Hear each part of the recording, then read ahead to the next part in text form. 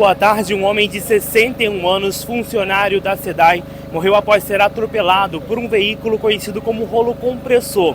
Ele estava trabalhando aqui nesta rua, no bairro Granja dos Cavalheiros, quando foi atingido pelo veículo. Valdeci José de Moraes era funcionário da SEDAI. O acidente ocorreu na manhã desta quarta-feira na Alameda Marinaldo Amado da Silva, no bairro Granja dos Cavalheiros. Segundo informações, o equipamento teria perdido freio e descido a ladeira descontrolado. Nessas imagens de câmeras de uma residência, mostra a equipe próxima ao veículo da SEDAI.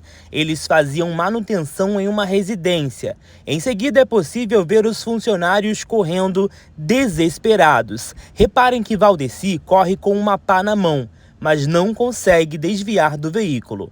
Ele morreu na hora. O rolo compressor invadiu esta igreja. A Suede Locações de Máquinas e Serviços lamentou o ocorrido e disse que está prestando todo o apoio aos familiares e vizinhos. Já a SEDAI ainda não comentou sobre o assunto. Agora à tarde, equipes da Defesa Civil e também da empresa responsável pelo veículo estão trabalhando aqui no local para a retirada do rolo compressor que invadiu esta igreja aqui no bairro Granja dos Cavalheiros e infelizmente matou este trabalhador de 61 anos. Lembrando que estas e outras notícias você pode conferir no nosso site cidade24h.com. De Macaé, Adriano Pereira para o Cidade 24 Horas.